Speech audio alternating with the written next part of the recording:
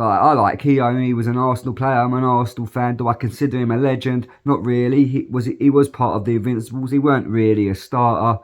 But whenever like someone talks about Arsenal, he goes right on the defensive, like to a point where it's really cringy when he gets on the defensive. God forbid someone says anything about Arsenal, you've got to tread on eggshells around him talking about Arsenal. Roy Keane, pot shots at Arsenal, we know where that comes from. We all know where that comes from. Do we? Really? What, you're trying to say that Keane's held a grudge against Arsenal for the last 25 years because of the great rivalries we had? But Keane basked in them rivalries. He loved them rivalries. The Keane against Vieira. Every time he played each other, it was either Keane getting sent off, Vieira getting sent off, Man United versus Arsenal fighting for the league. Keane loved that rivalry, I mean, the only one that sounds bitter here about Keane and Man United is Keown. Worried about Raya time wasting with 20 minutes to go. Yeah, but that's game management, isn't it?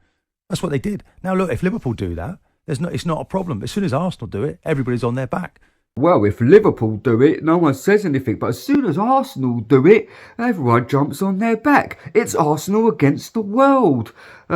Referee conspiracies. We've got more conspiracy theories coming out of our arse than bloody Alex Jones. Do you know what I mean? What's one thing we need to do? Like, everyone's going on about, have Arsenal got the mentality to win the Premier League? Push that to one side for a second. Let's focus on this horrible victims mentality. Stop playing the victim. Hold yourselves accountable, and maybe we can move forward. I'm responding to what he said to me, what Roy Keane says. And I think Keown's been hit in the head one too many times. I think he's headed that ball one too many times. He's starting to lose the plot. I think he's scarred from these Man United games that he was involved in. I mean, I don't know if anyone remembers, well, you should remember, when Van Nistelrooy missed a penalty and you see old Keane spreading out his arms like that and jumping on Van Nistelrooy. He's still living like that. He wakes up, he's sleeping at night, and he'll wake up in the middle of the night, like he'll be dreaming about that time when Van Nistelrooy missed that penalty, and he'd be like, wait, and it's still scarred from it. Like, he still lives in it. He still believes there's this rivalry. He hates Keane. He hates everything negative about Arsenal. He's still living in almost like a rivalry. Like, he's either headed that ball one too many times, or he's scarred from the Manchester United games. I mean, he's still going on about what Keane said half an hour ago. I wouldn't see a Liverpool or a Manchester City side going down to 10 men and getting beat by Bournemouth. That's what I've been saying for, since the Bournemouth game. I've been saying that for ages. Listen, against Man City, you go down to 10 men for 45 minutes. Yeah, park the bus and some, block it up. Don't attack, don't concede, you're 2-1 up, chill. Against Bournemouth, you can go down to 10 men. Don't change your game plan. Still go for it. It's a game. A draw is not good enough. Don't play for a draw against Bournemouth. You play for a draw against Man City. Fair play. Don't play for a draw. Teams like Liverpool and Man City we 10 men, 9 men. They ain't looking to go there and draw with 10 men. They're looking to play their game and going to win the game. It's either win or lose when they go down to 10 men. Whereas Arteta, as soon as he goes down to 10 men, it's sit back. It don't matter if it's against Bournemouth. Man City is acceptable. I mean, tomorrow playing Preston, if we go down to 10 men, he'd park the bus again. Beginning with the mentality, I think it's time now to forget that story. It's an old story. It's cheap. It's very poor punditry. Choose something else. Choose different. Please choose another narrative. I'll tell you what, Keown, what you're going to do, you're going to phone up Alex Jones, the ultimate conspiracy theorist.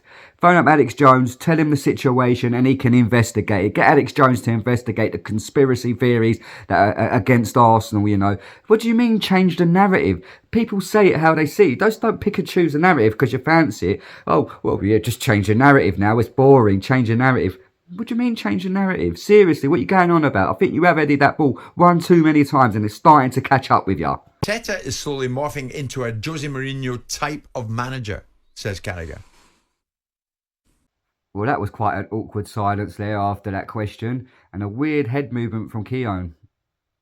No, I don't. So what are we saying? Can we enlarge on that then?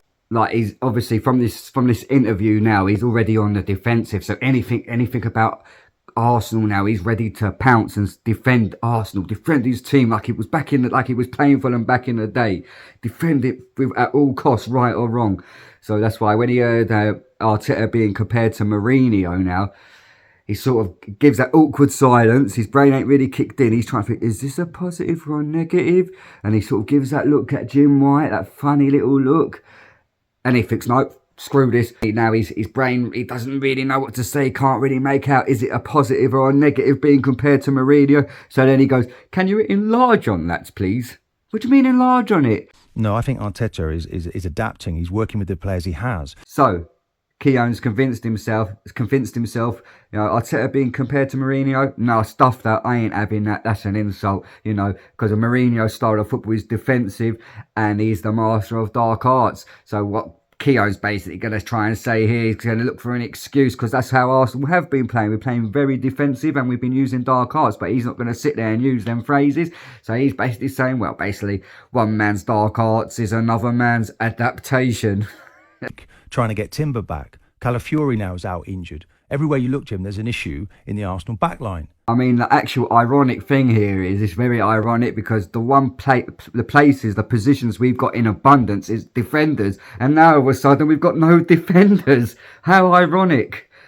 I mean, literally, like, you couldn't make this shit up. He's his own man. And I don't see him complaining about anything this season. Oh, steady on, Keown, getting a bit edgy there. I swear the geezer's got like PTSD, like he thinks he's back in the changing rooms, like giving it the old, you know, don't be talking bad about my team, my players, I'll have you. But still he's disliked. So there's a bit in this interview which I added into this video where Keown says like something about like, does Roy Keane doesn't commentate on Man United games no more, which I don't think is true. And I think he does still like here and there commentate on it, but he reckons Roy Keane doesn't commentate on Man United games. I'm guessing due to like maybe a bias he has for Man United, but I'm sure he calls out Man United all the time. But anyway, so but like the thing is, like Keown's the most biased pundit ever. I'm an Arsenal fan, you know, but he's so biased towards Arsenal. Like, now he's saying, like, Arteta doesn't complain about things and he's still disliked. So what? No one dislikes him because he ain't complaining about things. No one actually dislikes him. Who dislikes him? Like, you know, the people that probably dislike him the most are Arsenal fans. No one else. Why do you consider people making a critical observation as something that borders upon dislike?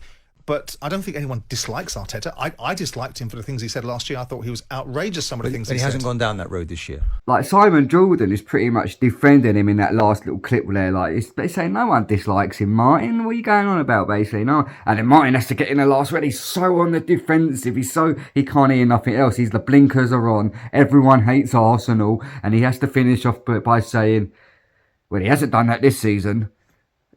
Simon Jordan's just clarified that to you, mate. Like, he's so on the defensive when it comes to Arsenal, man. Hope you enjoyed the video. If you like these videos like I do, reacting to these mad TalkSport pundits or any sort of pundits on any sort of social media platform, I don't care if they're Arsenal, ex-Arsenal, whatever, I'm going to say it how it is. If they're chatting rubbish, I'm going to call them out. Smash up the like button. We're up to 94 subscribers. Help me get to that magic ton. Hit that subscribe button, and if you're going to take one thing from this video, don't be insufferable like Keown.